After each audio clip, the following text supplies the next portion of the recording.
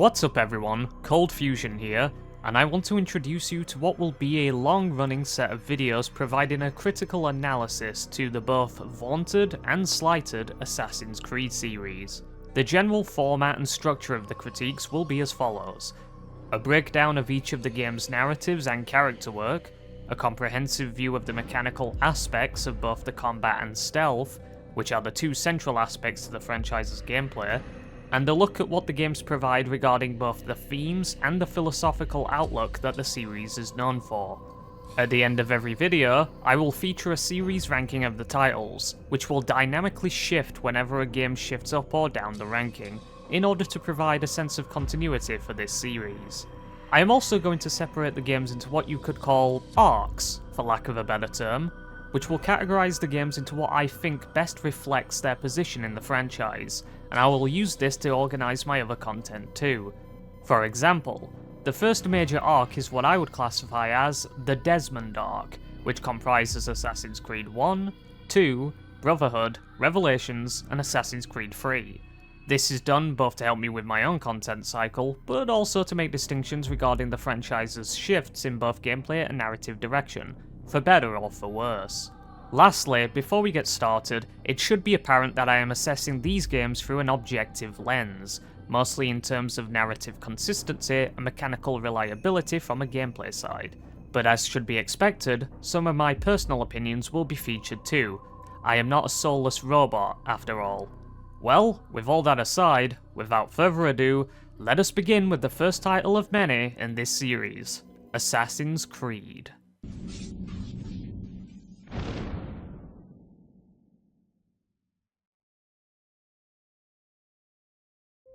We open the game to a confusing mess of physical objects, people, and lines of code.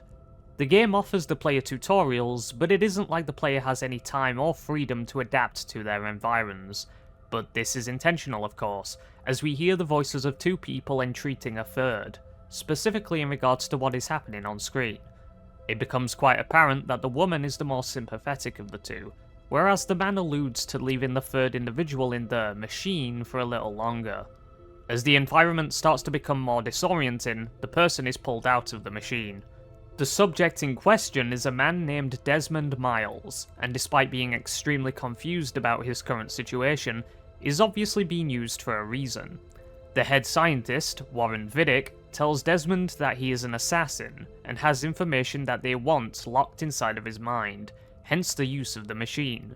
Despite the fact that Desmond apparently used to be an assassin, yet left that behind, it hasn't deterred this faction from kidnapping him. Vidic tells Desmond to comply and lie down, as it will make it easier for the lot of them if he does. He obliges, and we are told of the machine's purpose. The Animus, as it's called, is designed to render one's memories in 3 dimensions, taking them from their more conceptual forms into something genuinely substantive. Desmond and the player are both given a rundown on its functions, with the kicker being its ability to bring out a person's genetic memories too. These are the memories of a person's ancestors, and when a person is born, the DNA from their parents also passes down the memories of said parent too, creating an archive that the Animus can decode, allowing people to learn the true nature of things that happened in the past, uncoloured by the bias and prejudice of particular historians. Inside the Animus's tutorial program, which is done for gameplay reasons, there are also aspects of said gameplay that tie into the narrative too. You may have heard the term ludonarrative dissonance before, which is the manner in which a game's story and gameplay are at odds with one another. An example of this would be in a game which is set in a world similar to ours, or one that at least tries to emulate our reality, in which a character dies from a singular gunshot wound, but in gameplay can chew up more bullets than 50 Cent. Obviously this is an expected and necessary compromise for the sake of gameplay, and the character wouldn't be shot multiple times canonically, but it would still be classified as ludonarrative dissonance either way. That being said, the opposite can also happen, where the gameplay and narrative work in tandem, and this is called ludonarrative resonance. I mention this as Assassin's Creed 1 does a very good job at this, and an example of this would be how the health system works. Health is contextualized as synchronization, which is how in sync Desmond is with his ancestor. If Altair canonically didn't kill innocents, then doing so as the player will reduce the health bar, as you are technically falling out of sync. This same sense of ludonarrative resonance exists with the puppeteering system as well, which represents how Desmond does not necessarily command Altair's actions from the future, but makes him a passenger of sorts, and experiences these events in the same manner as Altair did, even down to aspects such as trauma, physical pain and pleasure, and emotional experiences. I'll touch on how this affects certain gameplay choices later, but for now, let's get started on the meat of the game's narrative, and that is the historical story. We open with an assassin taking down an old man, despite being urged against this by another. An excellent kill. Fortune favors your blade. Not fortune, skill. Watch a while longer and you might learn something. Indeed. He'll teach you how to disregard everything the Masters taught us. And how would you have done it? I would not have drawn attention to us. I would not have taken the life of an innocent. What I would have done is follow the creed. Nothing is true. Everything is permitted. Understand these words. It matters not how we complete our task, only that it's done. But this is not the way My way is better. I will scout ahead. Try not to dishonor us further. What is our mission? My brother would say nothing to me, only that I should be honored to have been invited. The Master believes the Templars have found something beneath the Temple Mount. Treasure? I do not know. All that matters is the Master considers it important, else he would not have asked me to retrieve it. You may notice that despite being Syrian, Altair's accent is very American in this game, which is later contextualized by Lucy as a part of the Animus's translation system, which anachronistically adjusts the language and context of spoken dialogue within the machine to better fit the user's understanding. The sequels tried to lean into the regional accents more, yet they also justify this change by the fact that Rebecca works on the Animus 2.0, which has different firmware. We are already shown Altair betraying a tenet of the Creed the moment we open, by killing an innocent person, and the rest of the opening shows him betraying the other two as well. Some efficient storytelling here, as Altair is characterized as being extremely arrogant, and his arc throughout the game revolves around him humbling himself and becoming wiser as a result of it. The impetus for the opening is that the assassins have been sent to find a treasure below Solomon's temple in Jerusalem, and that it is so important that the Master has sent his finest pupil after it. The treasure is assumed to be the Ark of the Covenant, the story of which could absolutely have thematic relevance to this game's events, and the nature of the apple. The Templar leader, Robert the Sable, has also shown up to retrieve it, and Altair's arrogant approach cost the assassins their prize. In doing so, Robert escapes, and Altair is separated from both Malik and Kadar. The free-running tutorial plays here, and Altair escapes Jerusalem, returning to Masyaf to deliver the message that Robert so kindly gave to him. Altair returns to his home at Masyaf, and is instructed to return to the Master in the central keep. Masyaf is a fairly bustling town, with a mighty fortress overlooking the place. This keep and its representation of the Assassin Order will be discussed eventually. As he approaches the portcullis, Altair runs into Abbas, who doesn't have any presence in this game, which is a failure considering his significant importance in Revelations, as well as the Secret Crusade. Altair brings troubling news back to Al-Mualim, and is predictably chastised for his failure. Surprisingly, Malik survived in the temple, and managed to escape with the treasure as well. He would go on to lose his arm as a result of this, and is transitioned to the rank of Rafiq as a result. The Templars lay siege on the village, which prompts a response from the assassins, leading to a combat tutorial. The combat is simple on the face of things, but possesses a lot of depth considering its age. As he returns to the keep, Altair is advised to head to the top of one of the towers, as Al-Mualim has something planned. As he and Robert trade words, he commands the assassins currently stood poised on the wooden boards to go to God. As a result, they all perform a leap of faith, which is intended to fool Robert into thinking they committed suicide, therefore showing their fearlessness, when in actuality Altair and the others are flanking around to release a trap intended for the Templars. Interestingly, one of the assassins breaks his leg on the fall, showing the self-awareness from the devs as to the ludicrous nature of the leap of faith, and maintaining a level of verisimilitude. Altair springs the trap and returns to Al-Mualim, prepared for disciplinary measures. You did well to drive Robert from here. His force is broken. It shall be a long while before he troubles us again. Tell me, Do you know why it is you are successful? You listened. Were it that you'd listened in Solomon's temple, Altair, all of this would have been avoided. I did as I was asked. No, you did as you pleased. Malik has told me of the arrogance you displayed, your disregard for our ways. What are you doing? There are rules. We are nothing if we do not abide by the Assassin's creed. 3 simple tenets, which you seem to forget. I will remind you. First and foremost, stay your blade. From the flesh of an innocent. I know. And stay your tongue, unless I give you leave to use it. If you are so familiar with this tenet, then why did you kill the old man inside the temple? He was innocent. He did not need to die. Your insolence knows no bounds. Make humble your heart, child, or I swear I'll tear it from you with my own hands. The second tenet is that which gives us strength. Hide in plain sight. Let the people mask you such that you become one with the crowd. Do you remember? Because as I hear it, you chose to expose yourself, drawing attention before you'd struck. The third and final tenet, the worst of all your betrayals. Never compromise the Brotherhood. Its meaning should be obvious. Your actions must never bring harm upon us, direct or indirect. Yet your selfish act beneath Jerusalem placed us all in danger. Worse still, you brought the enemy to our home. Every man we've lost today was lost because of you. I am sorry. Truly I am. But I cannot abide a traitor. I am not a traitor. Your actions indicate otherwise. And so you leave me no choice. Peace be upon you, Altair.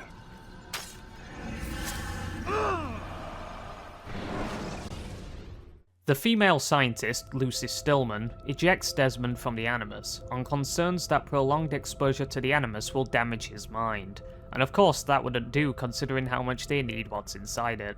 Desmond is free to wander, but cannot engage in much, at least not yet anyway. He heads inside his room, and eavesdrops on the conversation between Lucy and Vidic. Vidic alludes to being subservient to a higher authority, and mentions someone named Layla in order to dissuade Lucy. Based on emails that can be read later, this is not intended to be Layla Hassan from Origins onward. The player can engage in discussions with either Lucy or Vidic whilst outside of the Animus, and these conversations help to instill the game's philosophical perspectives. When combined with the discussions between Altair and Al-Mualim, you get the views of both the Assassins and Templars presented. Years ago, Desmond left his parents and decided to live life on his own terms, due to how he hated his experience there, and that will come back to relevance later. And by later I mean a different game. The second discussion between Desmond and Lucy showcases Abstergo's wide-reaching influence on the world as Desmond questions how he was caught. The two run through possible causes, and land on Desmond's driver's license. Desmond is perplexed by the power that Abstergo has, and yet he still obviously went out of his way to avoid the system, such as only ever paying in cash, meaning that he did take some of his parents' lessons to heart. Desmond goes to sleep, and thus ends Day 1.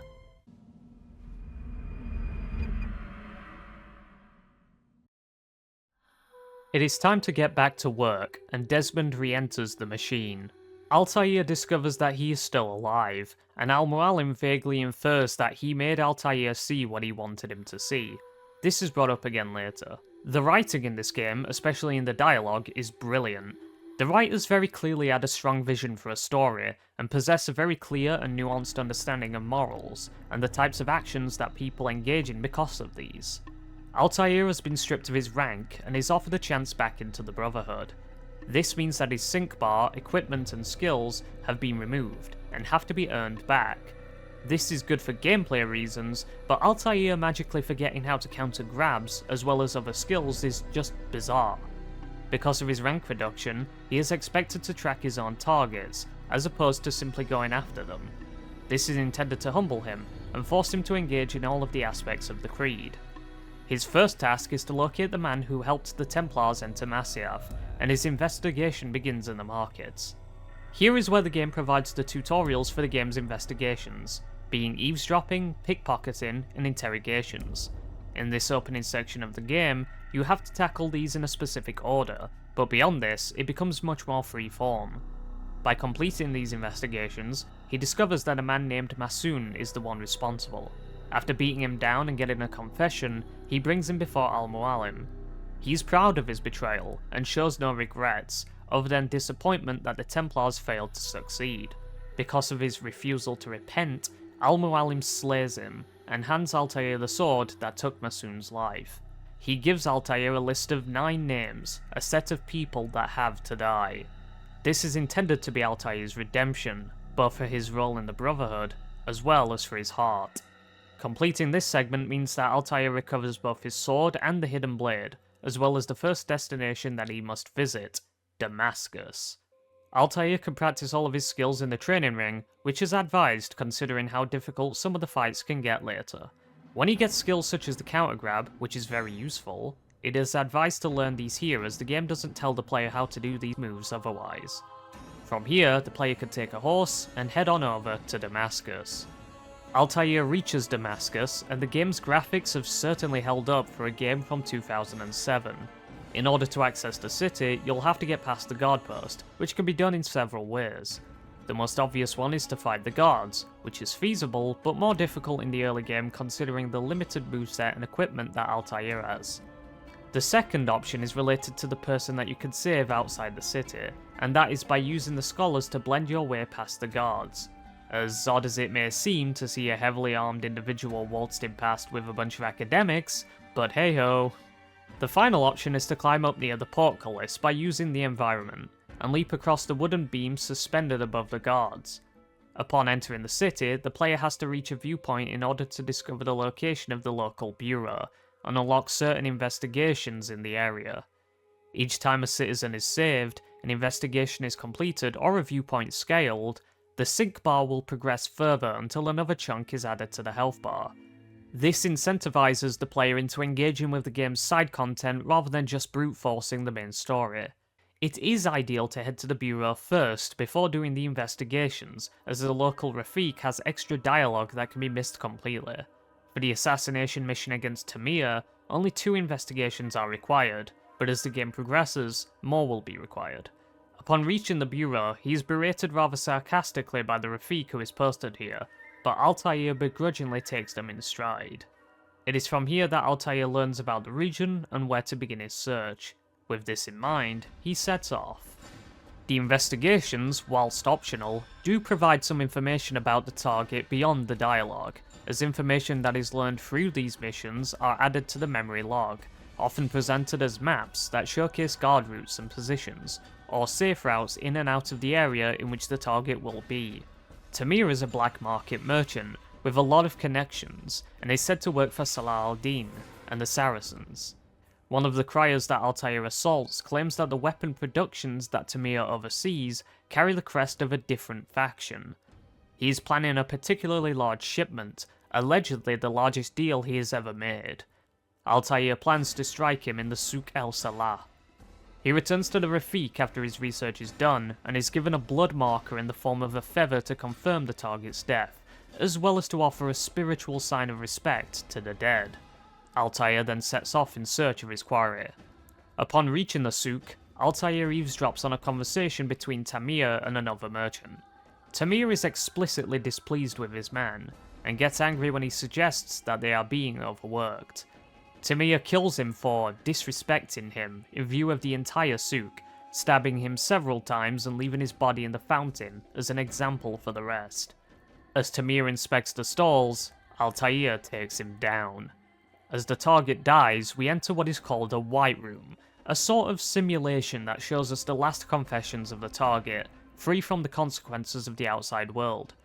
These conversations obviously do occur, but presumably happen before any guards get wind of what has happened, and the resulting scene we see is merely an artistic representation of said discussion in order for us as the viewer to focus solely on what is being said.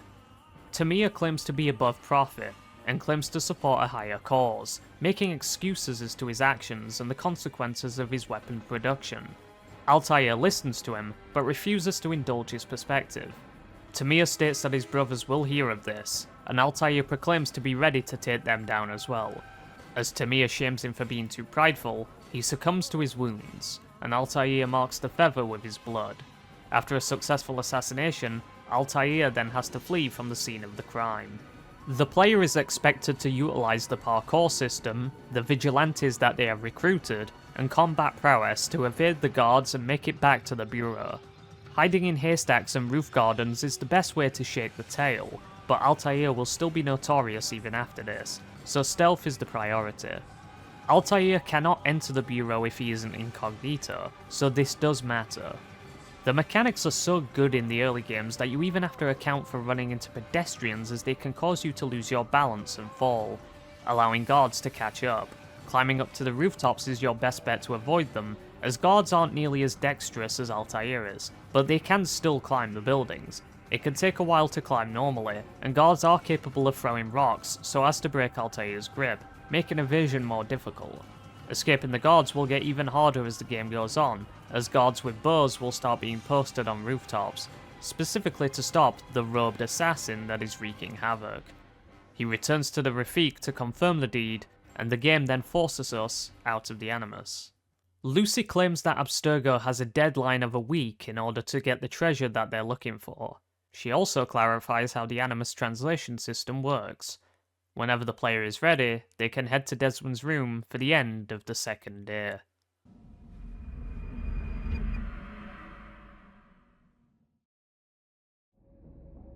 Upon waking up, Desmond talks with Vidic about the world and society, and Vidic talks about wanting order, no matter what people say about it. After the conversation, we return to the Animus. Upon re-entering the machine, Altair has returned to Masyaf, and consults with Al-Mualim. Al-Mualim sends Altair to Acre? Whatever you want to call it. Altair's next target is the leader of the Knights Hospitalier, Garnier de Naplouse. He returns Altair's short blade back to him, and sends him on his way. The short blade isn't noteworthy, but it provides a close combat option when you are caught. With this weapon equipped, you can also use throwing knives when close to an enemy. Ironically, throwing knives aren't available yet, so this really is redundant. More importantly, however, is that Altair has recalled how to counter-kill enemies, which is a massively important tool for combat both now and for the foreseeable future. Altair arrives at Acre. A gloomy and overcast atmosphere enriches the city, which likely exists to thematically distinguish the faction control between cities. The Crusaders control Acre, as opposed to the Saracen-controlled Damascus.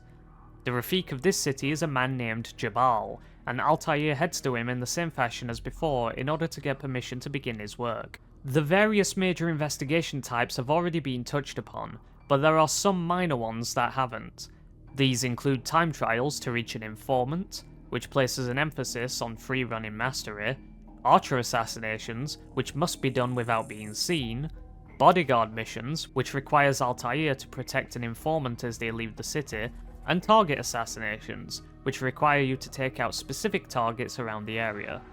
There are also flag collection missions, which also expect you to be good at free-running. This would be a good time to mention the beggars and lepers that wander the streets, who serve to complicate certain investigations, and sometimes even the main assassination missions.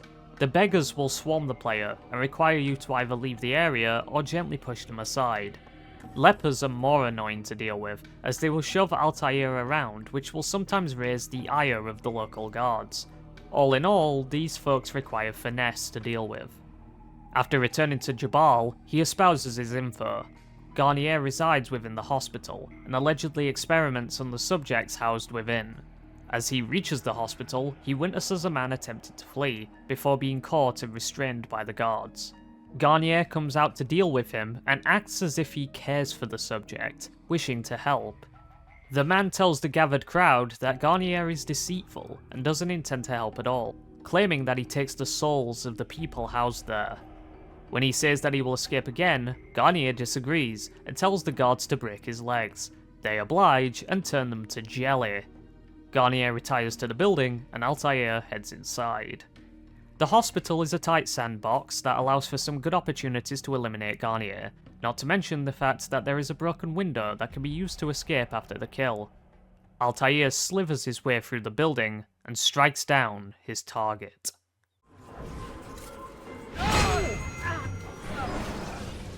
Let go your burden. I'll rest now, yes. The endless dream calls to me. But before I close my eyes, I must know what will become of my children. You mean the people made to suffer your cruel experiments? They'll be free now to return to their homes. Homes? What homes? The sewers? The portals? The prisons that we dragged them from? You took these people against their will. Yes. What little will there was for them to have. Are you really so naive? Do you appease a crying child simply because he wails? But I want to play with fire, Father. What would you say? As you wish. Then you'd answer for his burn. These are not children, but men and women full grown. In body, perhaps, but not in mind. Which is the very damage I sought to repair. I admit, without the piece of Eden, which you stole from us, my progress was slowed. But there are herbs, mixtures, and extracts. My guards are proof of this. They were madmen before I found and freed them from the prisons of their own minds. And with my death, madmen they will be again. You truly believe you were helping them? It's not what I believe. It's what I know.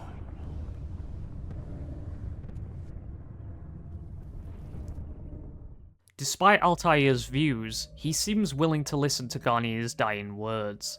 This pertains towards Altair's arc of becoming wiser and taking a more nuanced look at the world.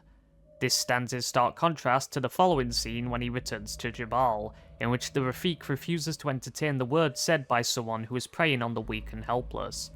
With his task here done, Altair returns to Masyaf. Altair and Al-Mualim talk about Garnier, the drugs that are used to entrap the slaves, and Altair broaches the possibility of convincing the Templars to align with the Assassins, though it is quite clear that ideological differences will make this impossible. The Master sends Altair off towards his next target, a man named Talal who resides in the fabled city of Jerusalem.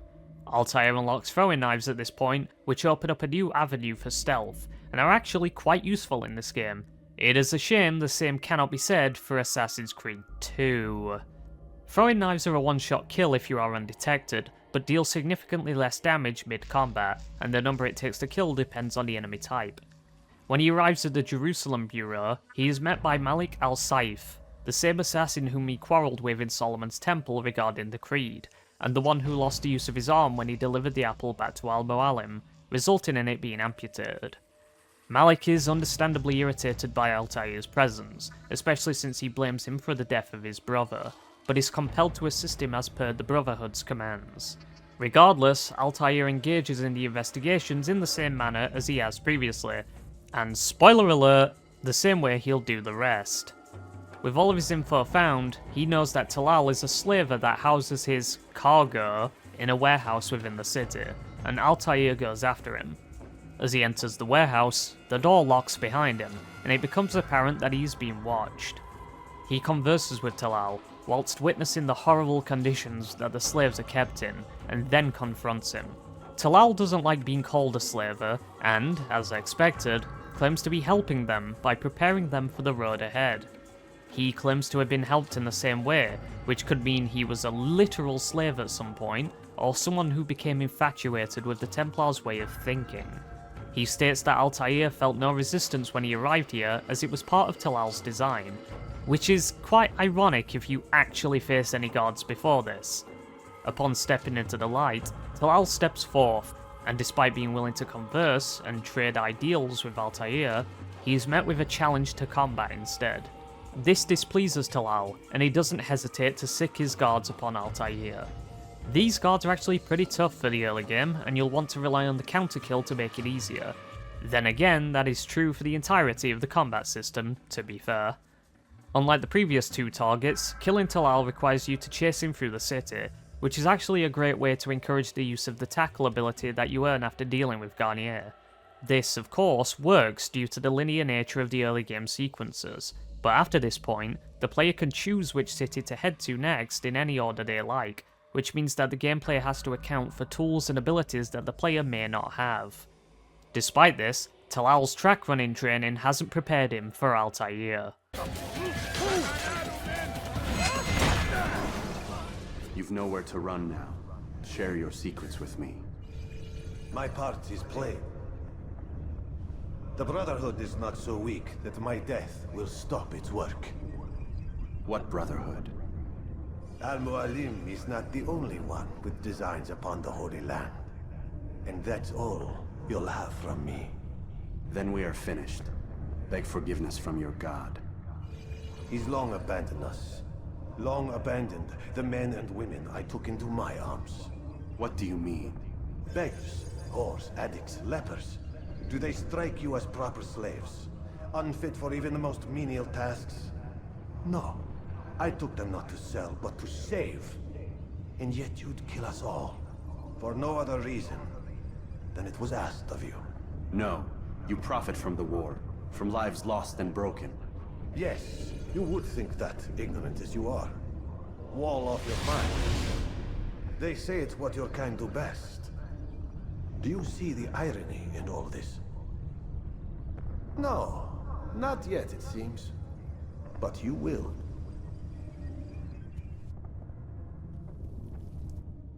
As Talal falls, he laments on how God has abandoned them, and clarifies that the people he enslaved were not fit to work, and that they were taken to be saved, not spurned.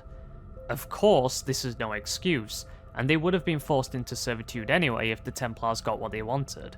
But it is clear that some of these Templars do have good intentions, just horribly warped beliefs on what constitutes acceptable behaviour for victory. The ends justify the means, so to speak. Altair returns to the Bureau, resulting in Malik chastising Altair for failing to dispose of Talal in a subtle way, and the two trade verbal blows. Regardless, Altair returns to the Master for his next debriefing. Desmond is forced to leave the Animus due to an overheating malfunction, and talks to Lucy. She defends Vidic due to circumstances in which he helped her years ago, and she divulges her past. When he returns to his quarters, he notices the wardrobe has been opened, and an access code has been left there. Upon retrieving this, the player can leave the room during what is supposed to be the middle of the night, and investigate when it is quiet. Unfortunately, he doesn't have the passcodes for the computers, so it is best that he turn in for the night, but at least the option is now on the proverbial table. Desmond awakes on day 4, and Vidic gives Desmond an update on the status of the Animus. Vidic states that the Animus has been tuned to keep Desmond in there longer, and deliberates on Abstergo's actions and motives, and vaguely alludes to those who came before. Desmond can take Vidic's security pen before entering the Animus, allowing him to access his PC later. Back into the machine we go. Returning to Altair, he is back at Masyaf to report his mission. Al-Mualim talks about the Crusades, and Altair asks if he should deal with the opposing leaders. Al-Mualim pushes back, explaining how unwise this would be.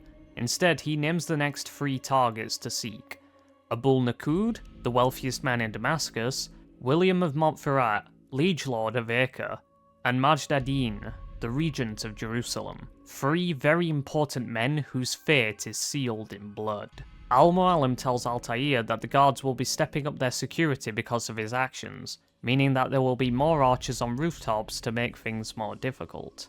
Also, certain investigations will get tougher. Altair obtains both the ledge grab and grab break, which are both useful. From here, the player has the option of fast travelling to the city of their choice upon leaving Masyaf Castle, but you can stay if you wish to collect any remaining flags in the area. Moreover, you also get the option to fast travel to either the city outskirts or directly to the Bureau if you wish to engage in the story immediately. The idea here is to keep the player engaged rather than expecting them to retrace their steps every time they wish to continue the story. Canonically, he goes after Abul first, then William, and finally Majd. That means that Damascus is up next. Each time Altair goes after a new target in a city that has already been explored, a new district will open, allowing for more content to engage in. The Rafik belittles Altair for his failings once again, and talks about Abul's financial dealings towards the city, and gives Altair some pointers about where to go. During his investigation, he learns that Abul has apparently been embezzling money from the populace, which is being used to fund the Saracen leader Saladin. He tells the Rafik that he is preparing a party for the nobles, and as such, Altair heads there post-haste. He arrives, and Abul offers the nobles wine from the fountain, and then talks about the politics of the land, the war, and the differences between the Crusaders and Saracens. After the false glazing, he starts denigrating them, and tells them about his decision to support a different cause. Archers appear on the second floor, and the nobles start choking on the wine that had been poisoned.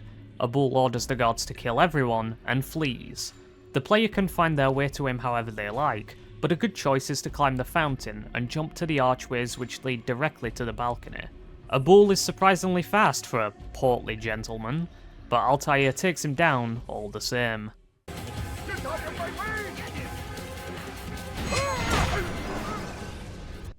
Be at peace now. Their words can no longer do harm. Why have you done this? You stole money from those you claim to lead, sent it away for some unknown purpose. I want to know where it's gone and why. Look at me. My very nature is an affront to the people I ruled. And these noble robes did little more than to muffle their shouts of hate. So this is about vengeance then? No, not vengeance, but my conscience. How could I finance a war in service to the same god that calls me an abomination?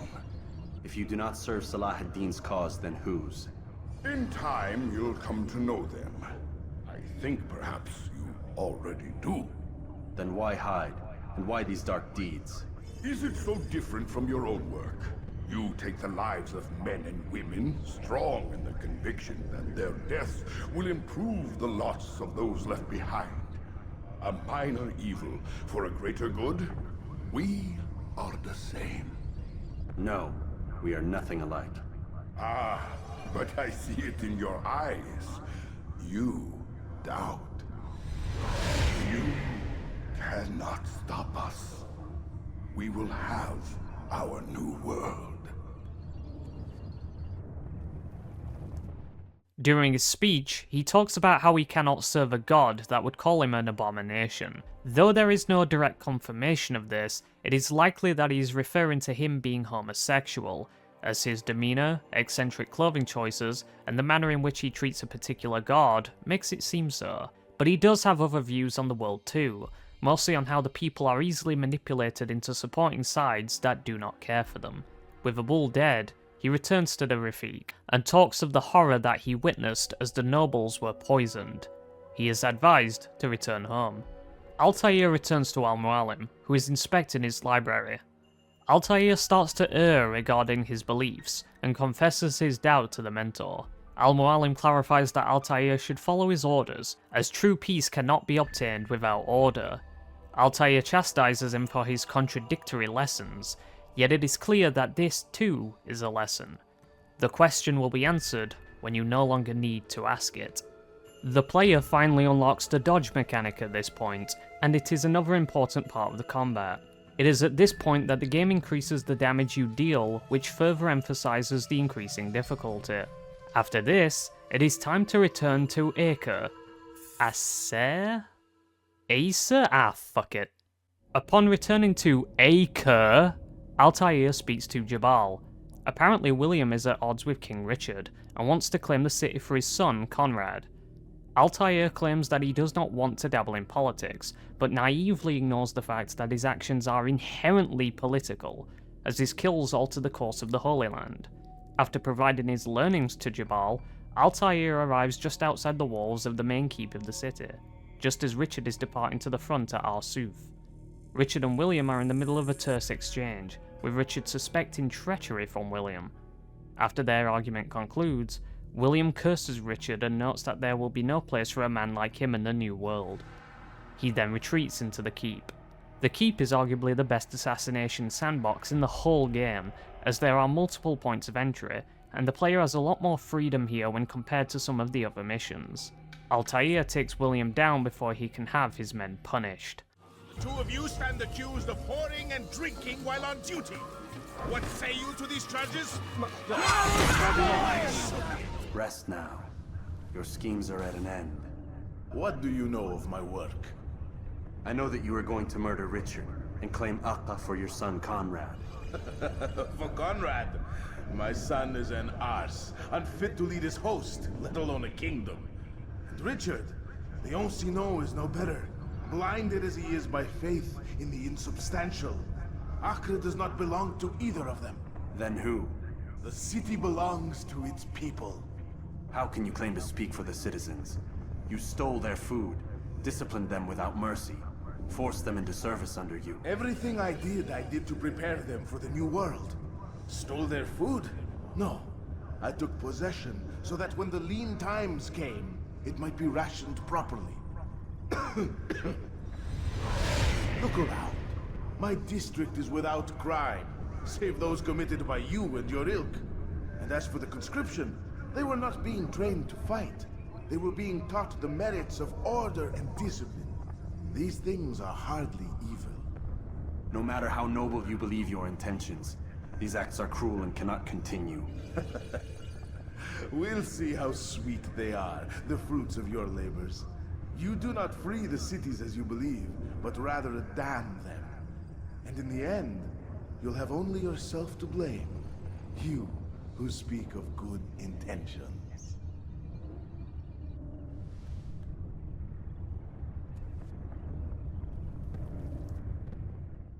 William counters the assertion that he intends to take the city for his son, and even mocks him in doing so. He claims that the city belongs not to Richard or God, but to its people. He states that he took their food so it could be rationed properly in times of crisis, and lauds the city's limited crime rates. William fiercely berates Altair for his short-sightedness, and then passes.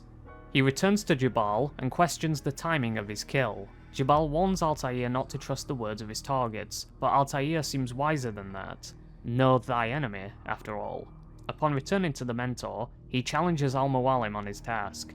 The Mentor grows aggravated at this insubordination and threatens to kill him, but Altair calls his bluff by acknowledging his own value to Al-Mualim and recalls the lesson from his previous debriefing. Al-Mualim backs down and commends Altair for standing up to him. The conversation steers towards the treasure, hinting at its relevance later. Before Altair leaves, Al-Mualim asks how Altair knew that he wouldn't be slain for answering back, and Altair claims to have taken a leap of faith. Fitting. The return trip to Jerusalem was perhaps the most disappointing part of the game from my experience, due mostly to some dodgy design choices in both the investigations and the assassination mission. In fact, my stealth attempt failed due to a leper pushing me randomly, which caused everyone to aggro. This sort of thing is not caused by player fault, and as such cannot be equated to a skill issue. This is just one of those elements of jank that a lot of older games suffer from, especially in regards to stealth gameplay. He speaks to Malik once he reaches the Bureau. Majd ad-Din has appointed himself leader of Jerusalem in Salah ad-Din's stead, obviously a reflection of what happened in Acre between Richard and William, with the difference being that Majd made himself leader. Once the investigations are done, Altair returns to Malik, and notifies him about a public execution that Majd ad-Din will be attending, and it will be there when Altair will strike. Malik is still perturbed by Altair's arrogance, and refers to him as a novice, despite Altair's frustration at the label. Until Altair learns humility and wisdom, only then will Malik recognize him as being something more. Altair heads after the Lord Regent. As he arrives, Marge steps into the open, and begins his speech regarding sin and sinners. He has arrested 4 individuals to be made an example of, and claims that evil has taken their hearts. 2 men from the crowd step up and challenge Majd, and state that his words are false. Interestingly enough, these 2 are the same men that can be eavesdropped on during the investigations, and the son of one of the men has been sentenced to death. This piece of continuity is good, as most of the investigations don't have anything that ties directly into the assassination mission. Either way, they are slain when they attempt to attack, and Majd is vindicated in the eyes of the public, seeing as this is more ammunition for his arguments about evil corrupting men's hearts and forcing them to sin. The 4 prisoners are labelled after their alleged sins: the harlot, the thief, the gambler, and the heretic. The heretic is an assassin, and Malik urges Altair to make sure that he is saved in particular. Altair does what he does best and eliminates Majd.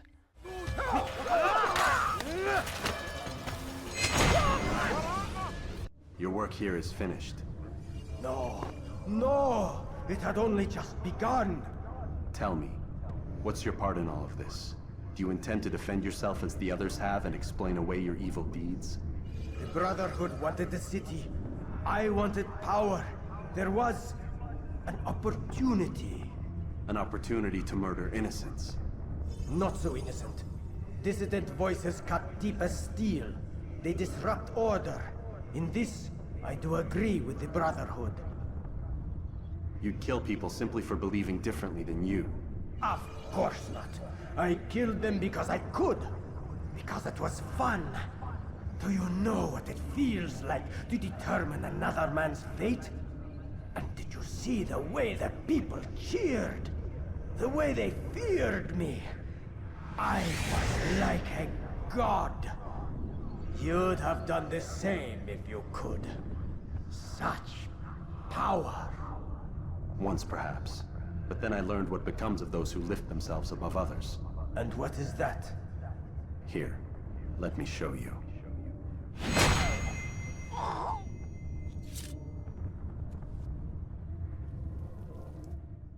After eliminating him, Majd takes a different stance to the rest of the Templars so far, one more base and evil.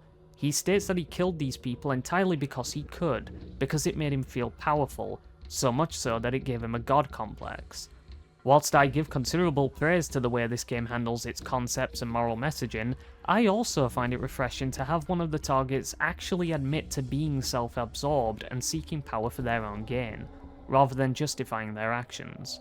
Majd attempts to bring Altair to his level, but Altair shows the biggest and most notable part of his character arc so far when he says that he has learned what happens to someone who lifts themselves above others, before killing him. Whilst the player can engage the targets in Memory Block 4 in any order they choose, based on the order that the game lays out for the player in the menu, and based on what Altair says here, I think it is safe to assume that Majd canonically comes last. He returns to Malik with good tidings. They have another bile-induced discussion, and Altair returns home. Desmond vacates the Animus once again. Vidic takes a phone call and denigrates Desmond for an unknown reason. Lucy tells Desmond that the assassins are coming for him, and that he is being held by the Templars. This is the first official confirmation that Abstergo are Templar controlled, though it is amusing that Lucy says that they hide it so well, when Vidic was gloating about his ideals to Desmond on multiple occasions, and they line up very well with what is expected of the Templar ideology. Really though, this is just a case of the game laying it on too thick. Lucy clarifies that the Templars create misinformation intentionally, as well as creating controlled opposition groups. She states that they have good intentions, but their actions are very bad. Desmond exits his room again in the middle of the night and accesses Vidic's computer. He can learn more of what happened to Lucy's friend, Layla, who was referenced earlier. There are various news stories here regarding various scientific topics, but the one that is most notable is the one regarding Abstergo's telecommunications satellite called iAbstergo. Keep this in mind for later. And by this I mean a few games later. If you access Lucy's PC prior to obtaining Vidic's keypen, you will find an email hinting at the security risk it poses by leaving it AWOL. This encourages the player to try to take it, and thus allows the player to access Vidic's PC. Vidic had received an ominous email from an anonymous sender that talks about something that happened involving a metal ball that resulted in the deaths of many people. They state that the company logo was cited and threatened to leak this info. Foreboding. Desmond then retires once again.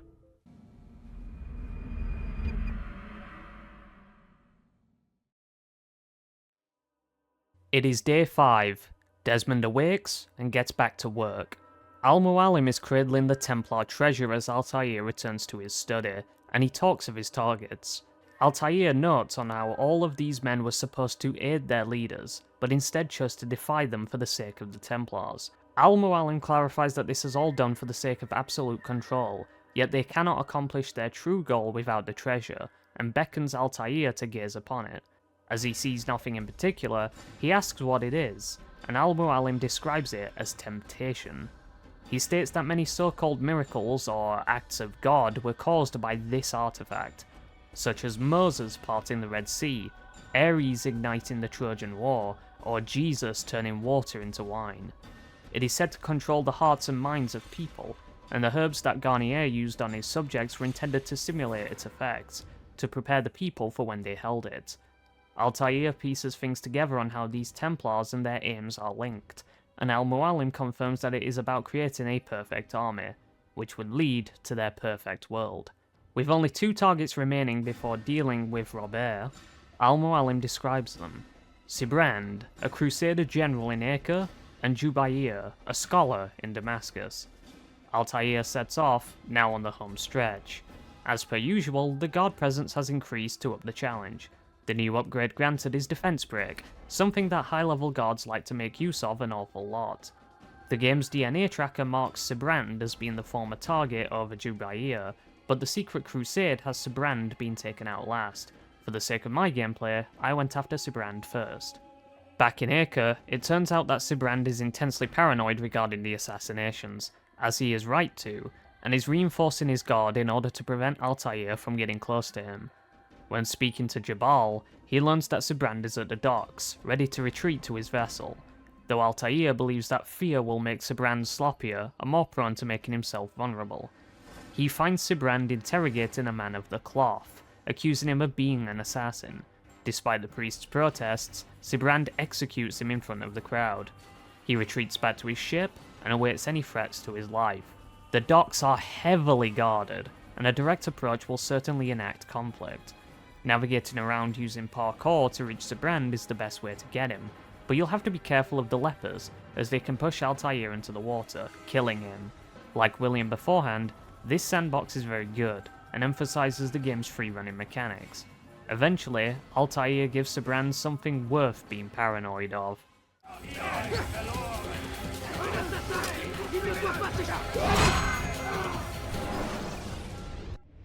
Please, don't do this. You are afraid, Of course I am afraid.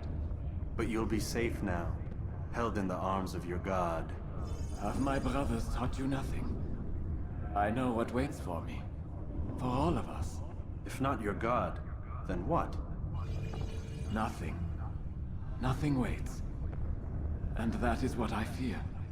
You don't believe. How could I, given what I know? What I've seen? Our treasure was the proof. Proof of what? That this life is all we have. Linger a while longer then, and tell me of the part you were to play. A blockade by sea. To keep the fool kings and queens from sending reinforcements. Once we... Conquered the Holy Land? freed it, you fool. From the tyranny of faith. Freedom? You worked to overthrow cities, control men's minds, murdered any who spoke against you. I followed my orders, believing in my cause. Same as you.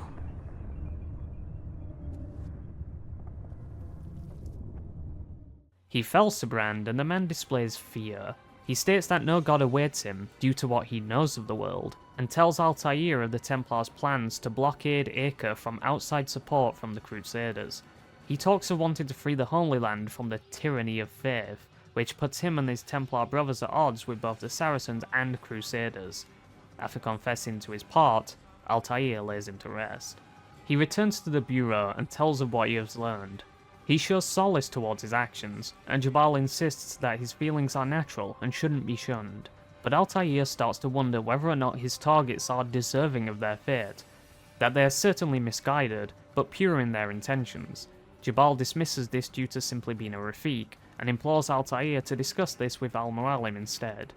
Back at Masyaf, Altair asks his mentor why he is going after these targets in particular. Al-Mualim insists that taking them down in this manner is the only way to prevent the Templars from recovering ground, and compares their course to that of a hydra. Before Altair goes after the penultimate target, Al-Mualim asks him a series of questions pertaining to the Creed's wisdom. Before you go, I have a question for you. Of course. What is the truth? We place faith in ourselves. We see the world the way it really is, and hope that one day all mankind might see the same. What is the world, then? An illusion. One which we can either submit to, as most do, or transcend. What is it to transcend? To recognize nothing is true and everything is permitted. That laws arise not from divinity but reason. I understand now that our creed does not command us to be free. It commands us to be wise. Do you see now why the Templars are a threat? Whereas we would dispel the illusion, they would use it to rule. Yes, to reshape the world in an image more pleasing to them. That is why I sent you to steal their treasure. That is why I keep it locked away. And that is why you kill them. So long as even one survives, so too does their desire to create a new world order. Take your equipment. Seek out this last man. With his death, Robert de Sable will at last be vulnerable. It will be done.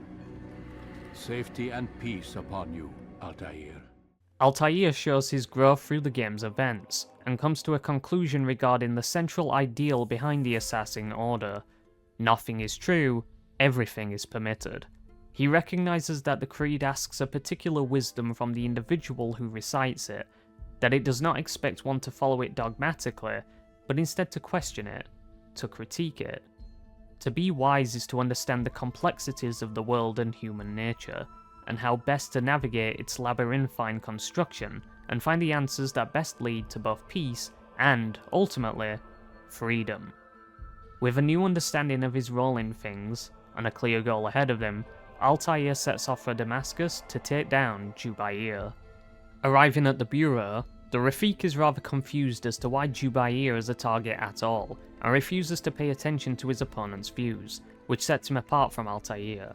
We discover that Jubair has been burning books, and destroying all kinds of information regarding topics such as religion. This cannot continue. He heads to the Madrasa al-Khalasa, and spies on Jubair's men burning piles of texts. Jubair himself is arguing with a scholar, and after said scholar resists Jubair's actions, Jubair pushes him into the fire, so that he may join them in oblivion. Jubair leaves the building with his men, who all wear similar clothing, making this a tricky endeavour. That being said, Jubair himself has something that sets him apart from the others, a pouch. Using this knowledge, you can find him more easily. Let us cleanse this city of its poisoned past. Join us! Why? Why have you done this? Men must be free to do what they believe. It is not our right to punish one for thinking what they do, no matter how much we disagree. Then what? You of all people should know the answer. Educate them. Teach them right from wrong. It must be knowledge that frees them, not force. They do not learn, fixed in their ways as they are. You are naive to think otherwise. It's an illness, for which there is but one cure. You're wrong, and that's why you must be put to rest. Am I not unlike those precious books you seek to save? A source of knowledge with which you disagree, yet you are rather quick to steal my life. A small sacrifice to save many. It is necessary. Is it not ancient scrolls that inspire the Crusaders? That fill Salah ad-Din and his men with a sense of righteous fury? Their texts endanger others, bring death in their wake. I too was making a small sacrifice. It matters little now. Your deed is done, and so am I.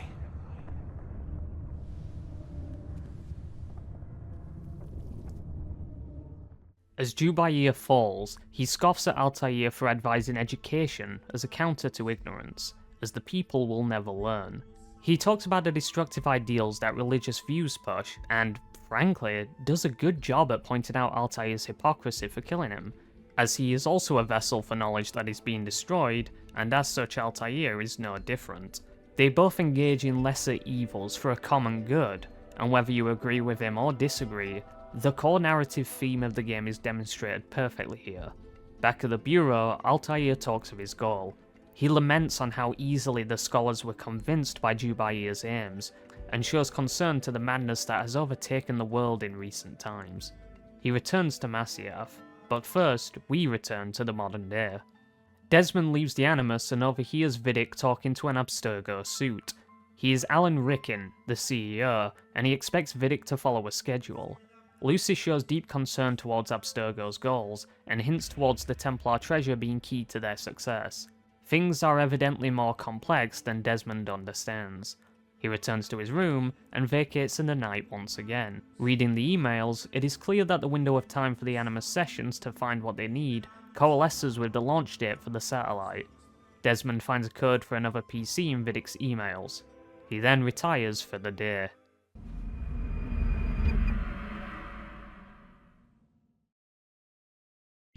Day 6. Vidic wakes up Desmond and begins to ominously allude to whatever's coming, as not being so bad. He talks about how easily history is rewritten, and mocks the sentiments of the assassin's motto in the process. Desmond then re-enters the Animus. Robert is the only target left standing, and Al-Mualim claims that Robert has sympathetic motives, and clarifies that he understands them more now that Altair has opened his eyes to the truth. They talk about potentially convincing Robert to join them, yet it is clear that it is not possible. Altair heads off to Jerusalem one last time. The final memory sync reward is a weird one. The game replaces the sword that Al-Mualim gifted to Altair initially in favour of a Syrian sabre, which is bizarre as the sword that you use for most of the game is canonised as the Sword of Altair, and is gifted to Ezio in AC2. Surely this sword is meant to be more important than a generic sabre, yet the game treats the sabre as the more notable weapon. Altair arrives at the Jerusalem Bureau, and he and Malik discuss Robert's presence in the city. Altair divulges what he has learned regarding the Templar Order, and Malik is confused why the Templars don't fight for the Crusaders' cause. Altair makes it clear that the Templars have more malicious intentions than the Crusaders do. He then begins his investigation. Once finished, Altair returns to Malik, and tells him that Robert will be attending the funeral for Majd-ad-Din. Before Altair heads off after Robert, he apologises to Malik, but Malik gracefully admonishes this, as he claims that Altair isn't the same person that committed those arrogant actions, and even acknowledges his own faults, such as that of jealousy. The two finally find peace with one another, and with this newfound sense of brotherhood, Altair goes after Robert. He arrives at the eulogy and spots Robert with his entourage of guards. Robert notices Altair and beckons to the speaker. As Templar Knights enter the scene, they attack Altair. As the fight goes on, you'll notice that Robert has a noticeably soft voice.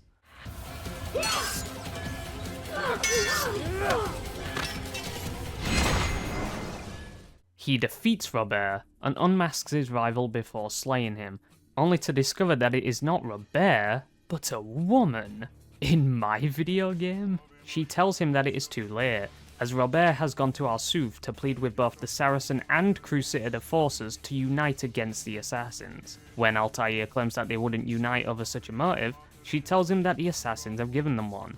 As he has eliminated important members on both sides of the war, he has ensured that the assassins are a common enemy, and the Templars look to exploit that.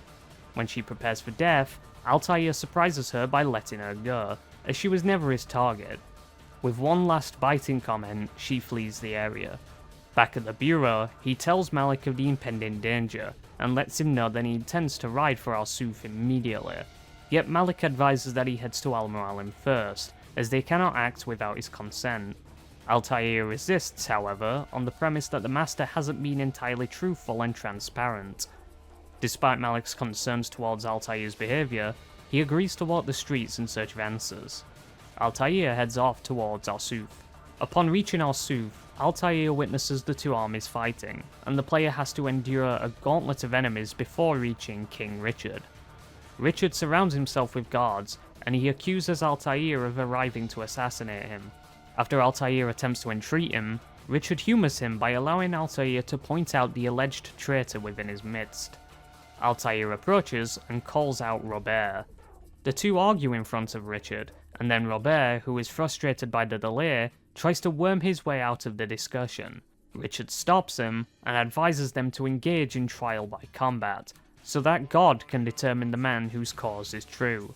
That being said, the game decides to have the player fight Robert's finest men first, which completely defeats the purpose. After the hardest fight in the game thus far, Altair finally fells his bitter rival.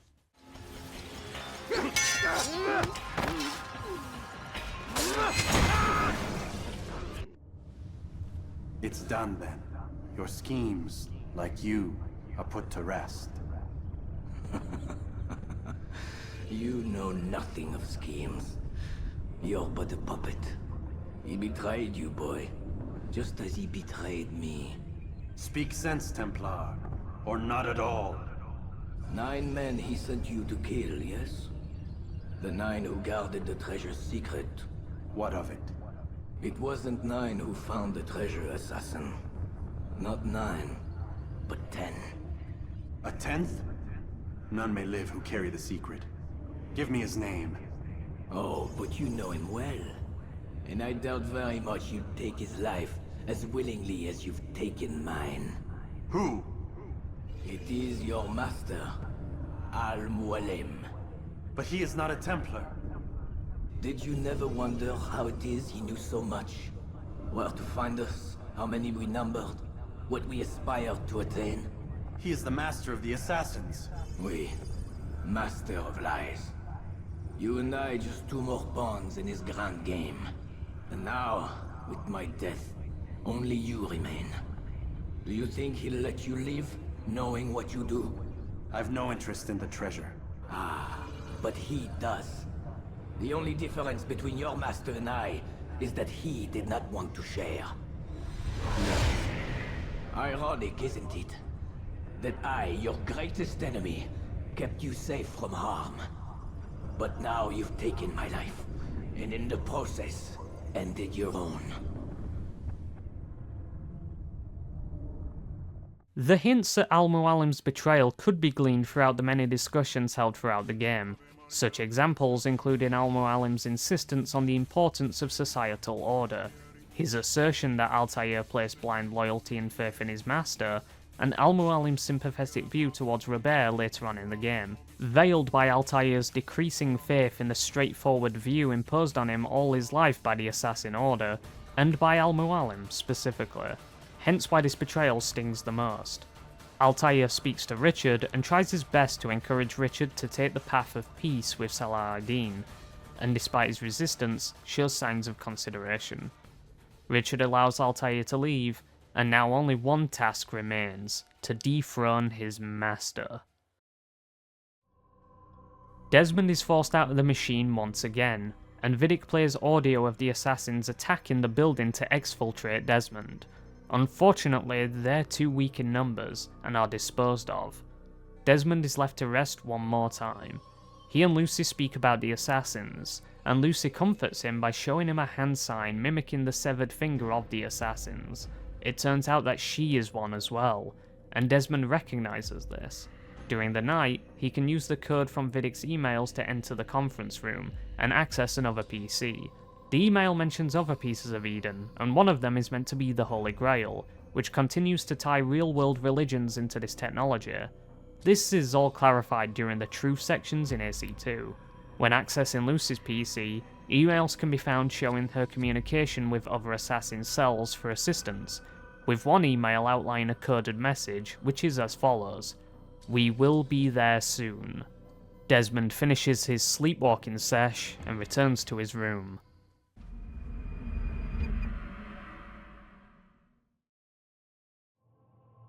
It is time for the home stretch. Desmond awakes and goes back in. We rejoin Altair at Masyaf, and a man is ominously talking about walking the path and following the master. He seems to have lost his mind. Altair is forced into a fight against his fellow assassins as he gets closer, and it seems that they too have been manipulated by Al-Mualim and the Apple. He is forced to kill some of them, and just as he begins to get overwhelmed, Malik and some other sane assassins save him. As they talk, Malik talks about how he returned to Solomon's temple, based on the suggestion from Altair. He found Robert's journal and was saddened by the revelations kept within. They formulate a plan to stop Al-Mualim, and Altair recommends against killing any of the other assassins that are being controlled, therefore remaining to the Creed. A neat detail is what Malik responds to Altair's well wishes with: "Your presence here will deliver us both," which exists in stark contrast to what he said earlier in the game. "Your presence here deprives me of both." Safety and peace, Malik. Your presence here deprives me of both. Safety and peace, my friend. Your presence here will deliver us both. This shows the arc that both men have gone through regarding their friendship. Altair then heads into the main keep.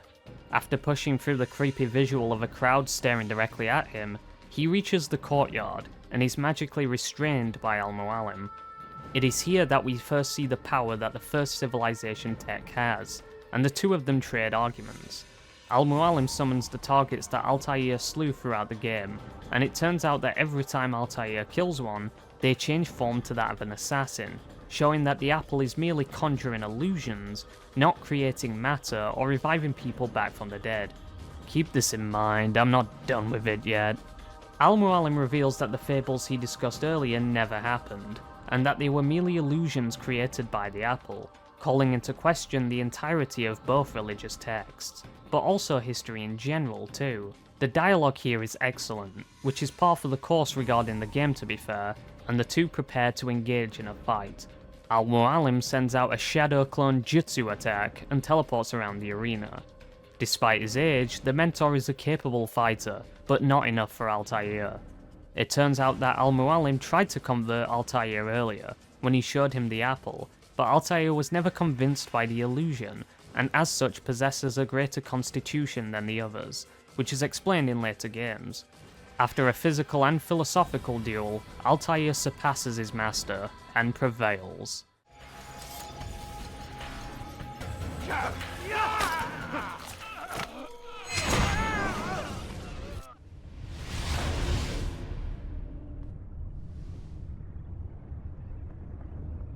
Impossible. The student does not defeat the teacher. الشيء واقع مطلق بل كل ممكن. So it seems. You have won then. Go and claim your prize. You held fire in your hand, old man. It should have been destroyed. Destroy the only thing capable of ending the Crusades and creating true peace? Never. Then I will. We'll see about that. I applied my heart to know wisdom, and to know madness and folly. I perceived that this also was a chasing after wind, for in much wisdom is much grief. And he that increaseth knowledge, increaseth sorrow. Destroy it! Destroy it, as you said you would. I can't. Yes, you can, Altair. But you won't.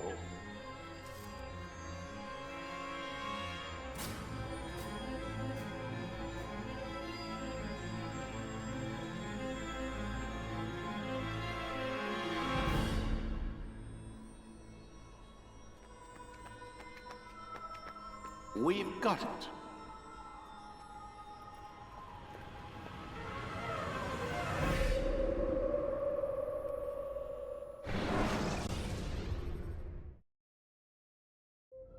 He awakes to Vidic and Rickon discussing the discovery, and he looks an awful lot like the Big Show. After this discussion, Lucy advises them to keep Desmond alive, as his memories could still prove to be useful, though obviously she intends to rescue him later. Desmond starts seeing strange symbols around the lab, foreshadowed earlier when he goes to sleep. This is him activating Eagle Vision, and his ability to do this is explained in the sequel. When he heads back to his room, he notices a lot of symbols on the wall, and deduces that they're painted in blood, which makes him wonder who they kept in here before him, and the camera zooms in on the wall, leading to the credits. It should become immediately apparent that Ubisoft, or more specifically the lead director, Patrice Désilets, had a very strong core idea for a narrative in which the base elements of human nature and the brazen conflicts between ideologies can manifest in a worldwide conflict that spans almost all of human history, and yet also manage to incorporate a science fiction aspect to it as well, with the animus and the fictitious concept of genetic memory, as well as the creations of a precursor race to humanity, more of which will be discovered in the following games.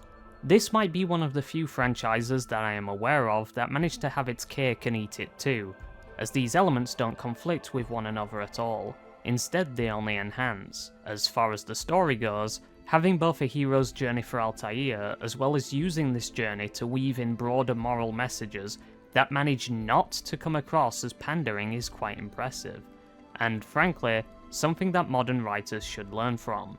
It doesn't matter what political views the player has, whether left or right, capitalist or communist, conservative or liberal, the messages are specific enough to get the player thinking, but broad enough to appeal to a wide audience, and that is worth celebrating. I have already noted on the game's ludonarrative resonance, and how connecting the gameplay with the story helps to enhance the artistic experience, but I have seen some people argue this a bit too pedantically. Just because the health bar represents how synchronized Desmond is with Altair, and how the health dropping means that Desmond is not remaining in sync with his ancestor, that doesn't necessarily mean that Altair taking damage is not canon, as he even takes hits from a lowly orator in The Secret Crusade, which is a novel depicting events throughout Altair's life, including the events of AC1. All in all, this story is fantastic, and displays a level of care that ends up being forgotten in favour of many more arbitrary facets that the later games possess. But I'm getting ahead of myself. I'll deliver judgment to those things later on. For now, let's take a look at the characters. The first place to start would be with the characters present in the modern day, which is the overarching narrative that the historical periods orient around. Boy, did they forget that quickly. And we'll start with Desmond Miles, a 9-to-5 bartending nobody from New York, whose only claim to fame is creating notable cocktails. But he has something much more special deep inside, a genetic connection to people in the past that did make a difference, for better or for worse, and was kidnapped by Abstergo Industries, a pharmaceutical company that has nigh limitless power, and ties to every other major industry the world over. Whilst we don't get much of an insight into his personal life at this stage, we do get the building blocks, especially knowing his broken ties with his parents, and his willful ignorance towards the conspiracies that his family espoused. When he asks Lucy how Abstergo managed to find him in the first place, they run a list of possible traces that they could have, and Desmond's responses show just how simplistic and isolated his life is. He keeps to himself mostly, and part of this could be due to his parents' inability to provide a normal life for him. But ultimately, this was all done for a reason, and that will be made clear in the near future. His keepers are both Warren Vidic, the head scientist of the department, and Lucy Stillman, his co-worker. Vidic is pretty much the stereotype of a pompous, arrogant boss that values results over the well-being of his subjects, which makes him the perfect candidate for the type of member that the Templars are looking for. And from his ivory tower, he berates and belittles Desmond, as he knows that Desmond isn't going to be let go after all of this, and will simply become another statistic in the world, which is what the Templars want at the end of all of this. Lucy, on the other hand, is more kind, and seems to be the type that wants every party to get some kind of benefit, both Desmond and the Templars. She does discuss the reasons as to why she feels so indebted to Vidic and Abstergo, despite not being nearly as ruthless for their goals. Dick. He's under a lot of pressure.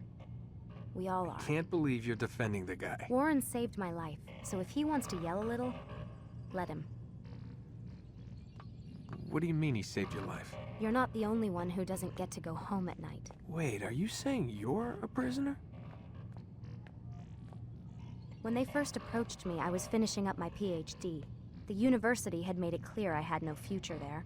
They didn't like the subject of my doctorate, called it pseudoscience. Said keeping me on would discredit and embarrass them. It was the same everywhere. Other universities, companies I interviewed with. Pretty soon I was out of money and out of time. I was this close to waiting tables. Then I got a letter. From Vidic? He said he'd been following my career since undergrad, that he believed in my work and wanted to meet to discuss my future. You have no idea how good it felt to hear that. So I met with him. What did I have to lose? And he offered you a job. Yes, here at Abstergo, helping out on the Animus project. I'd have a chance to test my theories and prove the professor's wrong. How could I turn that down? Think I'm missing the part where you became a prisoner. Sometimes I wonder if they weren't behind it all. If they manipulated events so that I'd get desperate. They can do that. They can do anything. I didn't think when I agreed to come here. They even told me I'd be trapped. For 6 months, a year max. Once the product launched, there'd be no need for secrecy anymore. But until then, I'd be a guest of the company. At least, that's what they said. And when the Animus was ready? They came in while I was sleeping. 3 guys. Guns. They dragged me out of bed. God. The worst part is I knew them. One guy, Richard, we ate lunch together sometimes. And now he was gonna... They were cracking jokes. I tried to pull away. He hit me. And that's when he told me I was going to die. Christ, what did you do? Nothing. I kept telling myself it wasn't real. And then Warren was there, shouting at them to get away from me. And they listened. Jesus. He's not a happy man, Desmond. I wouldn't even say he's a good man, but he saved my life. They never came for me again, and he promised they never would. You're still stuck here working for these nut jobs. But I'm alive. Anyway, I really do need to get the Animus repaired. I'll see you tomorrow, Desmond. Even so, her pursuit into learning about the fate of her friend Layla only makes her more jaded towards the organization, but it becomes clear that her alignment to the Templars might not be her ideal situation, and she hints at a different belief towards the end of the game. With the information from the treasure procured, Desmond's life is hanging in the balance now, and perhaps Lucy can be the one to set him free. The game's deuteragonist alongside Desmond, Altair ibn Lahad, is an assassin of the Levantine Brotherhood in the Middle East, and was born in the year 1165. Altair's early life isn't described in the game, but other inclusions in the franchise do depict these events. He was talented from an early age, and thanks to his actions in defending Masyaf from the invading Crusader forces in 1189, he was promoted to the rank of Master Assassin at age 25, the youngest that had ever, and would ever, achieve it. Despite his raw talent and recognition from the guild's master, Al-Mualim, his arrogance also increased proportionally with his skill, and this put him at odds with the other assassins. That much we see at the beginning of the game. After his failure in Solomon's Temple, he is shamed and demoted by the Brotherhood, and spends the game's events clawing back his integrity, but also finds new wisdom in defeating his foes, who enlighten him on the complexities of the world, and his own belief structure. This all culminates in his eventual defiance of his master, who, in his own arrogance, wanted power and control, the exact opposite of what the Assassin's Creed stands for. His clashing with the Templars only galvanized his true ideals, and allowed him to see through his master's deception, and even hits back at him by reminding Al-Mualim the truth of the world, that nothing is true, and everything is permitted. There is still so much to be told regarding Altair's story, but that can be left for another time. Altair's mentor, too, does have a great deal of intrigue within the story, as he offers Altair many words of wisdom throughout the narrative, and honestly accounts for most of this game's best dialogue, to be fair. He is interesting, because despite his interest aligning with the Templars quite a lot, he doesn't claim to support them, and isn't claimed by them. He remains true to his belief that the Assassins are the righteous cause, but believes that true peace cannot be attained without order, and his fascination with the Templar treasure, the Apple of Forbidden Knowledge, only further violates his worldview, and pushes him further away from his faithful followers. The Templars do respect him though, as shown by some of their documentation regarding him as seen in Assassin's Creed Rogue, and this is emblematic of how nuanced the world really is at the end of it all. Some other notable members of the Assassins are Malik and Abbas. Malik is the closest thing this game has to a foil for Altair, and his personal arc with him is one of the most satisfying. Ultimately, Malik not only learns to respect Altair for his own growth throughout the story, but also learns to accept his own failings too, including his own jealousy for Altair's success and talent, and always had something to prove. It's just a shame that Malik doesn't get anything going forward, and unfortunately has an extremely unsatisfying end as learned in Revelations. Speaking of which, a character that is extremely important to Altair is Abbas, who only makes one singular appearance in the whole game. Now, granted, his importance was almost certainly retconned in, but the fact that he was a named character at all in this game does hint at a greater role. He gets that in Revelations and in the Secret Crusade, but there really isn't anything to report of in regards to this game. The game's and franchise's opposing faction is none other than the Templars, a faction spun off from the famous Knights Templar of King Richard the Lionheart's Crusader army. Despite this, the Templars in no way seek to benefit the Crusaders, and have their own motives, chiefly being their desire for a new world order, built upon the principles of order and stability. Sounds pretty damn noble on the surface, right? But the asterisk is that the people are stripped of their free will in the process, as this is considered an unnecessary complication that leads to chaos and destruction. This puts them at odds with the assassins, and they have fought against each other for countless generations. Their conflict is so old that it even transcends the machinations of a single faction, as several organisations have split off from them, and they themselves were inspired by other similar groups that existed prior. All of Altair's targets provide him with a look at their perspective. Some belittle him for his naivete and ignorance, some try to genuinely convince him of their side, and one of them doesn't even try to hide their foul desires. All of them do have a similar motive, and all of them exist outside of their respective factions to serve what they call a greater good. How can this be for the greater good? Shut it! AC1 is arguably the only game in the entire series that nails this completely, though AC3 also does a pretty good job too, as many of the titles treat too many of them as simplistic, power-hungry tyrants, and even when they break that mold, the games don't allow the protagonist to barter ideals with them, instead offering a few words of comfort before moving on. As I said before, they had a strong idea for this story, but it eventually got lost as the series started to become more flanderized and formulaic. We can, however, look back fondly on what this series used to be. Assassin's Creed 1 was heralded for its inventive and technical brilliance in regards to the gameplay choices that were made at the time. The immersive and rich world helped to cultivate an engaging sandbox in which the player could engage in and master the game's many systems. For starters, let's look at the feature that this franchise is perhaps best known for, the parkour mechanics. Movement is, of course, a fundamental aspect to any game, and making a system that allows the player to scale buildings, traverse rooftops, and plummet into haystacks has to be crafted very carefully.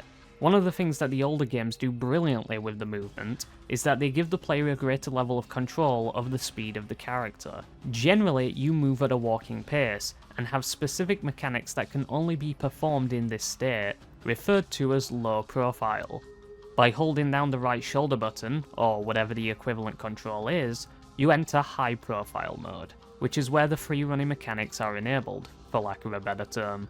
To be able to scale most structures easily with minimal button inputs shows just how easy yet versatile the movement system is.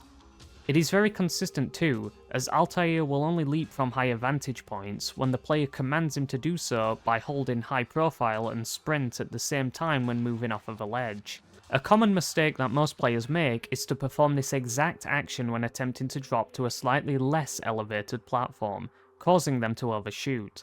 This often gets levied as a criticism against the game, but it is entirely the fault of the player, as they can avoid this by releasing sprint before reaching the edge to simply drop down without completely losing all of the speed that the player built up. This helps to maintain a flow state during chase sequences, and keeps up the aesthetically pleasing motions for casual freerunning. This flow state is at its strongest within the game's major cities, as they have an impressive design in regards to accounting for the freerunning. The flat surfaces of rooftops, wooden beams to traverse over the streets, small gaps between buildings, and boxes or crates that can also be used to start a free-running sequence that keeps the player moving forward laterally, without having to climb directly upwards. All of these are important, as the speed of the climbing is meant to align more with the parkour experts of the real world, and is yet another thing that is lost as the series progresses, as active choices are made to make the movement more flashy and unrealistic to appeal to players that wish to reach their destination more swiftly. Having the player's climbing speed be slow is a specific choice though, as this makes avoiding guards during chase sequences more difficult. I already touched upon this earlier, but providing quicker means of access to rooftops in various locations throughout the cities helps to encourage the player into learning the map and adjust to the city's layout as such to master the parkour system and truly revel in one of the game's strongest aspects. Another aspect of this game that I believe to be rather underrated is the combat.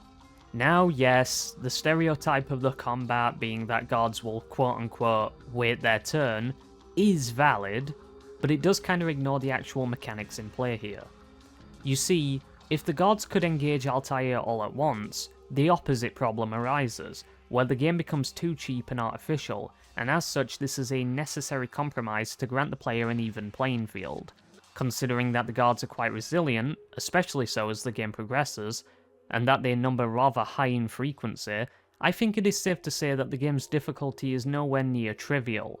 Altair relearns most of his moves over the course of the game, and while this is nonsensical from a lore standpoint, or logic for that matter, it does give a gradual sense of progression from a mechanical point of view.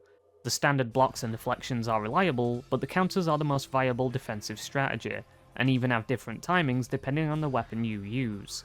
The sword has a more generous timing, but sometimes won't kill an enemy outright, whereas the hidden blade can, but that weapon requires a much more tight window for execution, and can't even be used to fight in a traditional sense. The short blade is, admittedly, a little too similar to the sword function-wise, but offers another option at the very least. Some guards later on in the game get more cunning, and will attempt to grab Altair, throwing him around, but never really follow up on this advantage. If the player holds their guard up for too long, the enemy can use a guard break, and leave the player vulnerable to a combo. What I really like about the combat is the weight. Sword strikes feel heavy and impactful. City guards who, despite being jobbers, are still trained and therefore know how to parry hits from Altair quite well, and can counter in kind, as well as the emphasis on the kill animations, which feel very grounded in nature. Again, something the later games decide to make a mockery of. Something interesting to make note of is the player's ability to kill enemies after countering their heavy attacks, which actually requires a second input after the fact to retaliate. Something that they didn't need to include, and could simply have had Altair kill them outright by default. Don't forget that the environment is also a tool, and grabbing and throwing enemies off of rooftops can kill them instantly, though the same can happen to Altair. Whilst the armed combat is both satisfying and mechanically consistent, the unarmed combat, however, is not. It is absolutely horrendous, as you not only cannot counter punches, but sometimes can't even consistently block hits at all. The slow, clunky feeling that it has doesn't help matters, and half the time you finish an interrogation, it seems as though you either end up trading blows, or get absolutely dog-walked. It really does seem like this was an oversight during production, and tacked on at the last minute, as that same care and balance simply doesn't exist here. For a game about assassinating targets, you would assume that the stealth is the most prioritized facet of the gameplay, but not in this case, I'm afraid. To be fair, the first game is so simplistic in both stealth mechanics and enemy AI that it doesn't truly become frustrating at any point, and they haven't yet forced in the segments which require the player to remain undetected, but it is still too rudimentary. Blending either with crowds or by sitting on a bench can be a good method of avoiding guards in a pinch, but for those that flee via the rooftops, it is better to use the roof gardens instead. The primary tool for taking out targets quietly is the iconic hidden blade, which instantly kills the unfortunate soul that the player is locked onto. Altair can air assassinate in this game, but it is really finicky. He can't do it from a neutral position, i.e. standing still, so he has to be moving at least slightly in order for it to work, and it can only be done from certain heights. This is unlike the future games where these limitations are not present. An argument can be made from both sides here as to whether or not these limitations help the immersion or hinder gameplay. Personally, I would argue that gameplay is king, so I would prefer that concessions be made in favour of that. Though, as with everything, it is important to strike a fine balance, as we'll see with the RPG games. Or as we won't see, to be more precise. The only long-range option that the player has for dealing with targets are the throwing knives, and while they are rather effective, gathering them can be a bit of a chore. In order to do so, you have to pickpocket random mercenaries around the world, which isn't so bad as the pickpocketing actually feels skill-based in this game, but it slows the game flow down considerably, which isn't ideal. There really isn't much to speak about here really, only that the throwing knives actually are a viable strategy which can keep the player undetected, as are their purpose, which isn't preserved in the direct sequel, as that game has severe issues with the functionality of the stealth mechanics. The last thing to talk about in regards to stealth is, of course, Eagle Vision.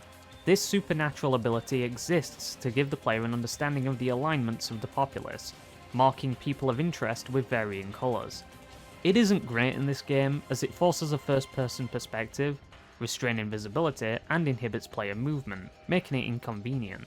It can only be used when at full sync too, which to be fair isn't too much of a problem as health regenerates fast, and you'll only really be using this when not accosted by the guards. As I have already touched upon the design of the cities, and how they lend themselves towards the strong movement mechanics, the only remaining aspect of this world that breaks away from this is the overworld map, known as the Kingdom. This spacious area is rather barren, and is best traversed on horseback, with very little to offer aside from the game's 60 Templar targets, excellent fighters sworn to the cause, and the flags. One neat aspect that I do think is worth praising is that the game does expect the player to navigate this region at least 3 times to reach all of the major cities, but doesn't force the player to endure it any more than they have to. The only collectibles that can be collected in this game are the flags, with a whopping 420 flags scattered throughout the Holy Land. Masyaf has 20, all 3 of the major cities have 100 each, and the Kingdom Overworld has 100 as well. Not only are they frustrating to find, but there is 0 reward for collecting them all beyond achievements, which Steam doesn't get, funnily enough. Ultimately, there isn't anything worth noting about them other than the fact that they purely exist for the sake of having content. I won't touch on the music much, but I do want to say that the soundtrack here is fantastic. Composed by Jesper Kyd, who at the time wasn't known for composing anything involving larger orchestration and focused more heavily on electronic music, managed to compose an OST that perfectly captures the ambience of all of the major regions within the game, even referencing cultural specific music to represent certain areas, but also incorporates his electronic style into the more sci-fi oriented parts of the world, and expertly weaves them together into a cohesive profile that the franchise is still adored for to this very day. Here are some examples.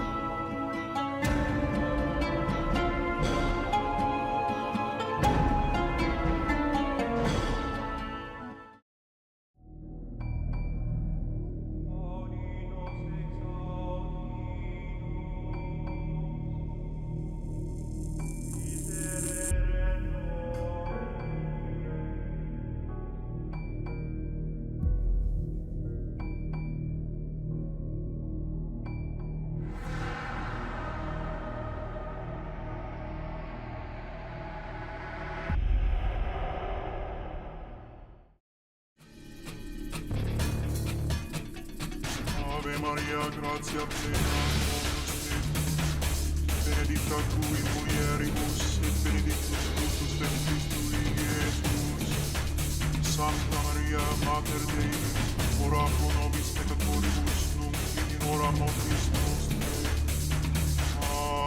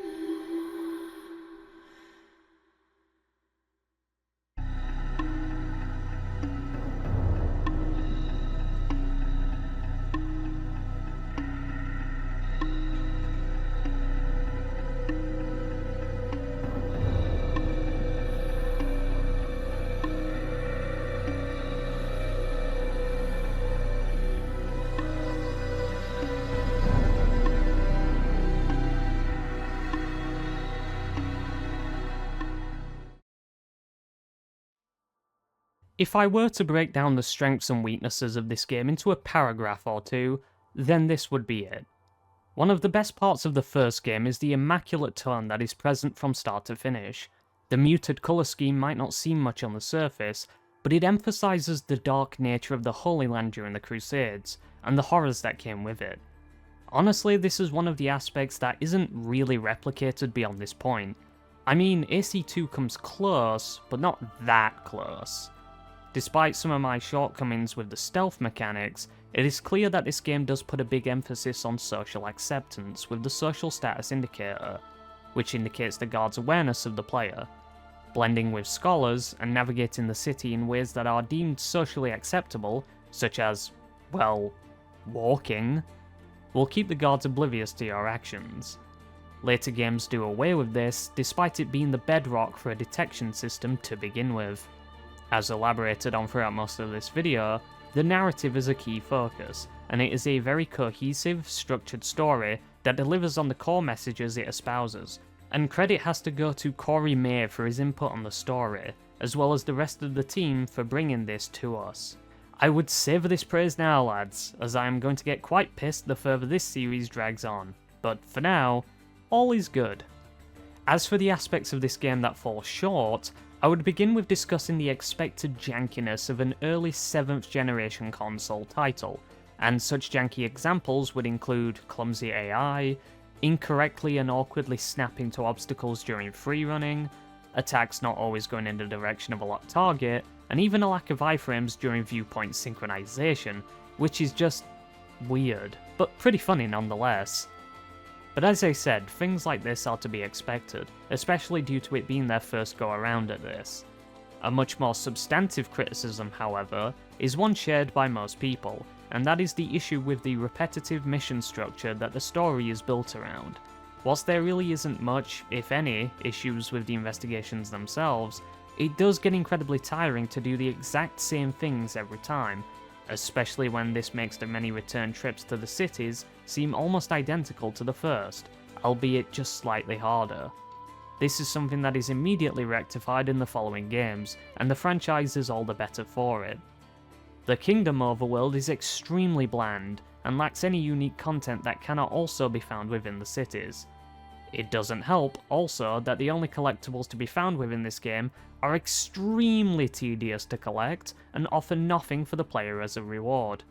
Take it from me, if you are going to play or replay this game, do not bother with the flags, it just ain't worth it, fellas. Well, that's about it for this game, I guess. Looking forward to tackling Assassin's Creed 2, and everything that game has in store. I'm just glad that this game doesn't have any spin-off games that I have to talk about for this critique. Oh. Ah, shit.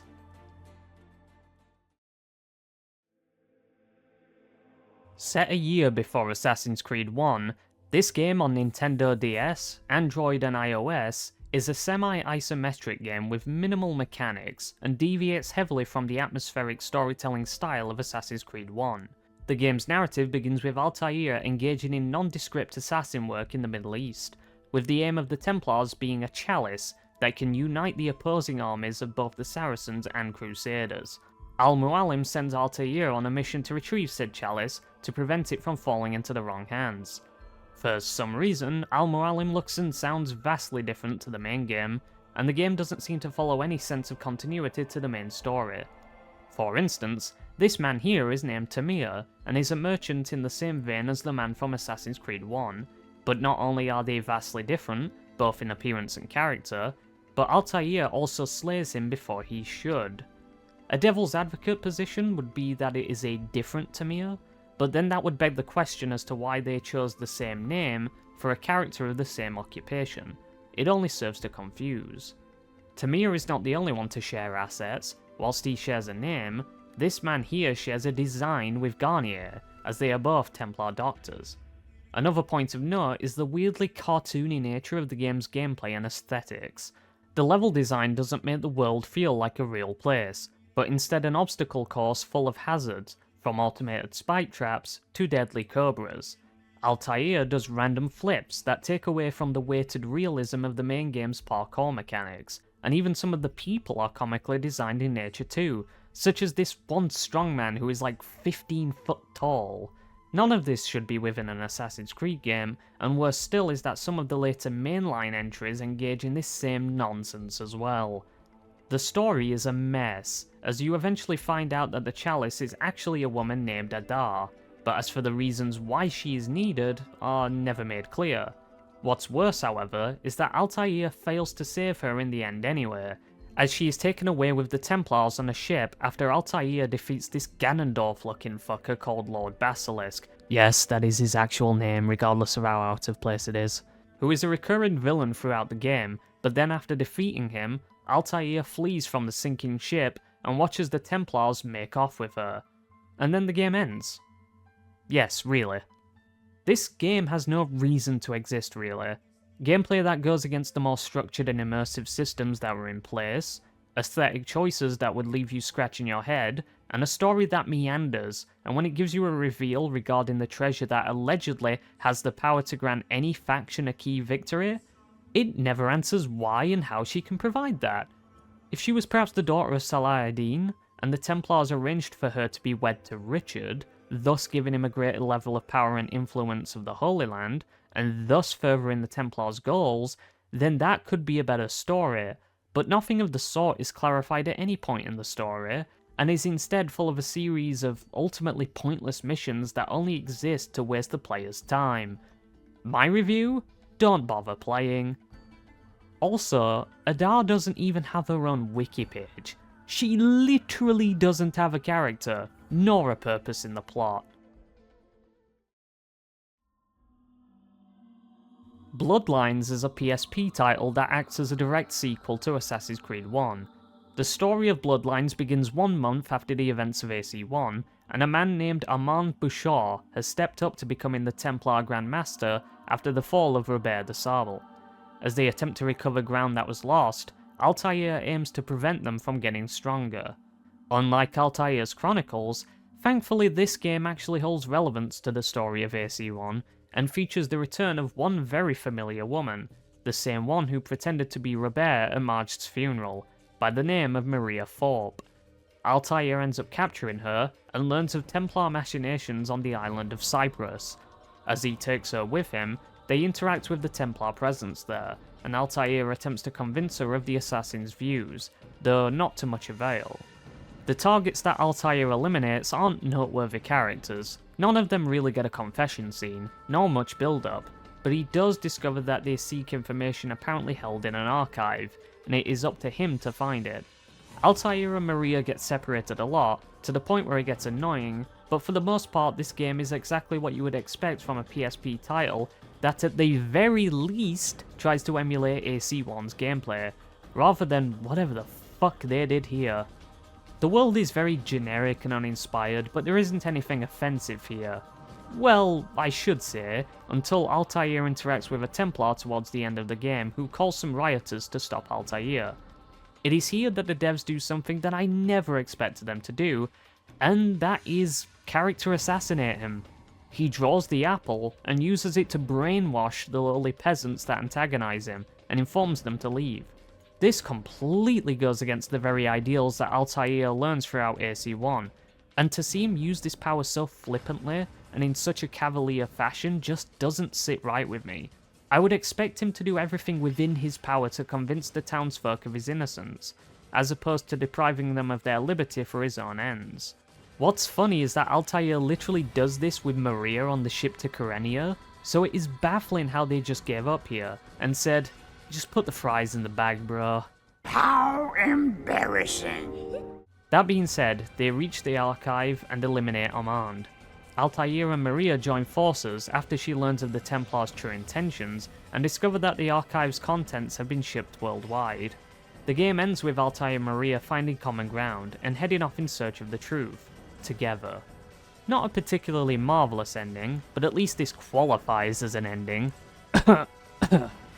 No bizarre declaration of an object actually being a woman that has no plot relevance here. No siree.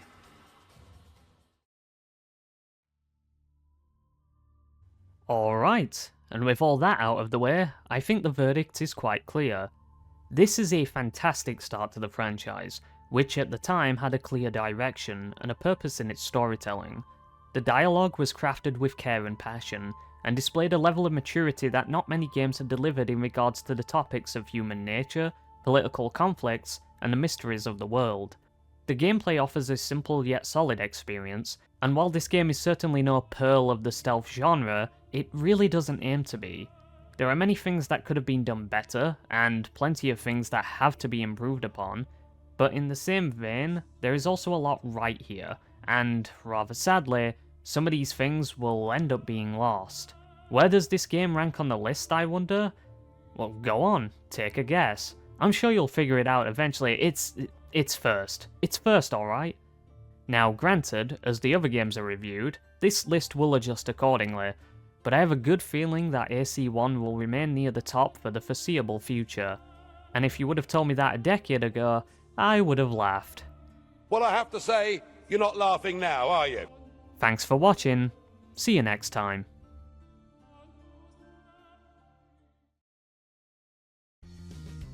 Alright, it is about time I sell my soul to the devil and engage in the third deadly sin, greed. And by that, I mean chilling the Patreon, of course. I would like to remind everyone that the Patreon is entirely there for people that merely want to support me in my endeavours, and I have no interest in locking off content from any of you fine folk on there, so don't worry.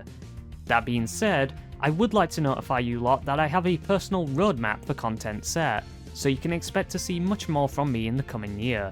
That means you can expect to see more playthroughs, and even some other critiques rather soon on some other games that I hold dear. And with that cleared up, I'll let you go now. See ya!